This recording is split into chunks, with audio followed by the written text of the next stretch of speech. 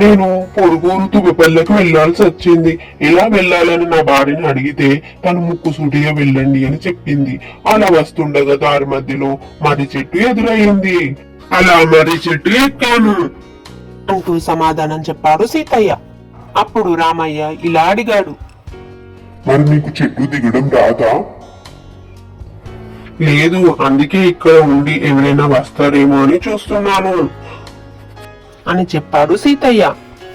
అప్పుడు రామయ్య సీతయ్యతో ఇలా అన్నాడు.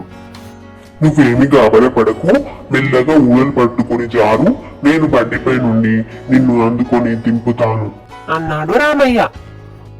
రామయ్య బండి పైన నిలబడి సీతయ్యను మెల్లగా దింపుతుండగా సీతయ్య ఇలా అన్నాడు.